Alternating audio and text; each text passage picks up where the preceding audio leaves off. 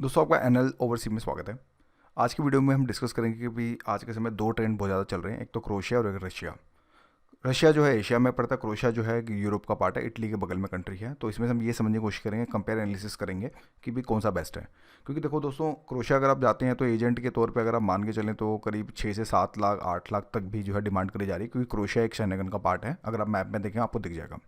उसी जैसे रशिया जो है, ऑफकोर्स सबको पता ही है, वॉर भी चल रही है, तो ये भी सिचुएशन है तो काफ़ी ज़्यादा सुर्खी में बना रहा है। एक तो ये भी बात है, और दूसरा रशिया मैक्सिमम सभी लोग जानते ही हैं रशियन के नाम से, आप समझ गए होंगे। और रशिया के अंदर दो मेजर सिटीज़ हैं अगर देखा जाए तो, जिसके अंदर आपका सेंट पीटरबर्ग से हो गया और आपका ये मॉस्को हो गया। और क्रोएशिया के अंदर का देखा जाए तो स्प्लिट है और साथ में जैग्रेब, ये दो कंट्रियाँ हैं, दो स्टेट, मतलब स्टेट्स बोलेंगे हम अपनी लैंग्वेज में, ये हैं जो काफ़ी ज़्यादा फेमस रहती हैं। मैक्सिमम काफ़ी लोगों को क्रोएशिया के बारे में पता भी नहीं होगा क्रोएशिया है कहाँ। अभी ये शेंगन का पार्ट बना है, तो यानी कि आप बोल सकते हो यूरोप का ये पार्ट है। अब आज के समय जो जो एजेंट्स बेच रहे हैं, चाहे हरियाणा के हों, पंजाब के हों, दिल्ली के हों, तो वो क्रोएशिया रशिया को लेके बहुत ज़्यादा मतलब बेच रहे हैं। जिसका बजट कट है तो वो रशिया चले जाओ, जिसका बजट ज़्यादा है तो वो क्रोएशिया निकल जाओ। तो लेकिन एज़ पर जो मेरे फ्रेंड्स क्रोएशिया में हैं अभी, मैं उनकी बात मानूं तो Croatia is not a good destination as now. 2022 तक अगर मैं बोली 21 तक ठीक था, लेकिन अभी सिचुएशन वहाँ पे भी बहुत ज़्यादा, लाइक बंदे इतने ज़्यादा, सप्लाई इतनी ज़्यादा हो गई है कि काम मिलना भी थोड़ा मुश्किल हो रहा है। एक तो ये बात, डिलीवरी वालों की बहुत ज़्यादा हालत टाइट है। इवन कुछ ऐसे भी फ्रेंड्स, मैंने कमेंट्स पढ़े थे अभी दोस्तों, कि वहाँ पे लोग 3-3 महीने से जो डिलीवरी में काम कर रहे हैं, लेकिन वहाँ पे इतनी दिक्कतें आ रही हैं कि लोग अपने घर से पैसा मंगा रहे हैं। तो उसी चीज़ को हम एनालिसिस करेंगे, कंपेयर करते हैं कि क्या है क्रोएशिया, क्या है रशिया। देखिए मैंने एक चार्ट बनाया छोटा सा।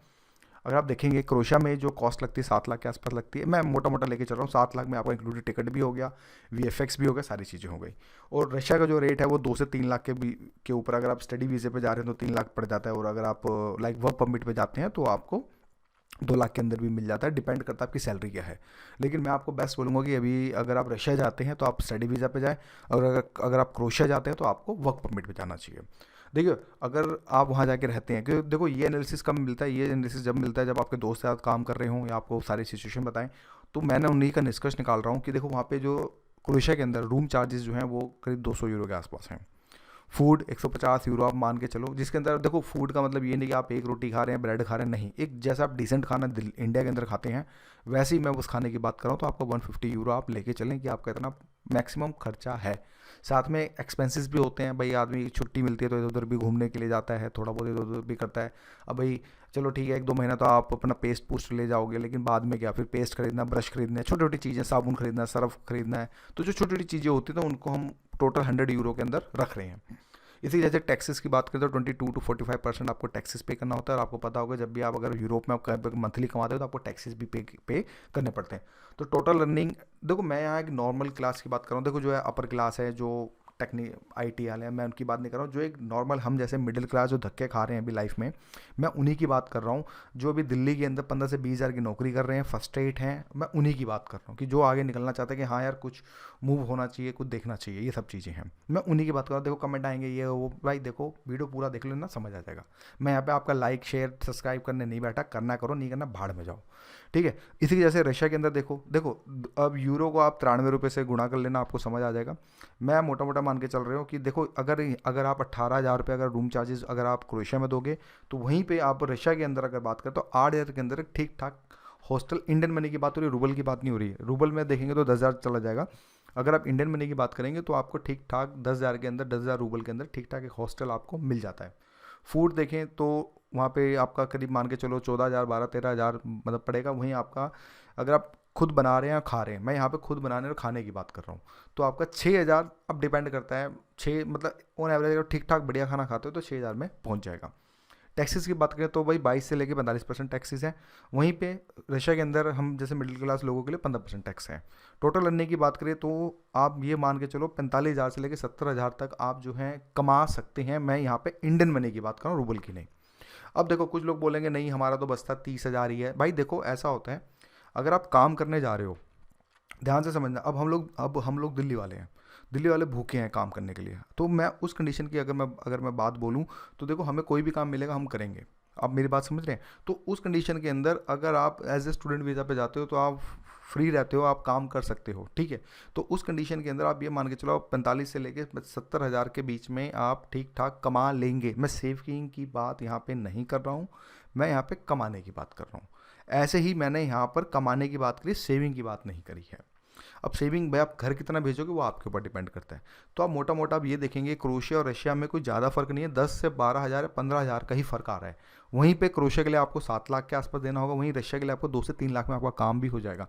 इवन रशिया की टिकटें भी सस्ती मिलती हैं, जैग्रेब की टिकटें महंगी मिलती हैं अगर आप अप डाउन करेंगे तो। ये कंपेयर एनालिसिस है। क्योंकि देखो, अगर आप रशिया जाते हो, मान लो आप 2 से 2.5 या 3 लाख में मान लीजिए स्टूडेंट वीज़ा पे पहुंच गए, तो उस कंडीशन के अंदर ये होगा कि आप मान के चलो, अगर आप सिंसियर हैं, डिसिप्लिन वाले आदमी हैं, अगर आप वहाँ रशियन के पीछे नहीं पड़े हैं, आप डिसिप्लिन वाले आदमी, आप अपने जॉब से मतलब है और आप जॉब ही करने जा रहे हैं, तो डेफिनेटली आप इतना बचा लेंगे। दुनिया क्या कह रही है, स्कैम कर रही है, ऐसा कुछ नहीं दोस्तों। देखो, स्कैम स्कूम वही बोलते हैं जो काम नहीं करते। जो बंदा अगर दिल्ली में काम कर रहा है या फिर अपने इंडिया के अंदर काम कर रहा है, 10 से 12 घंटे काम कर रहा है ना, इवन आप रशिया में भी अगर आप जाते हो, तो मिनिमम आप कम से कम नहीं तो 3 हज़ार से लेके 3800, 4 हज़ार, इवन कुछ कुछ लोग तो 5-5 हज़ार भी कमाते हैं पर डेली के हिसाब से आप कमा सकते हो।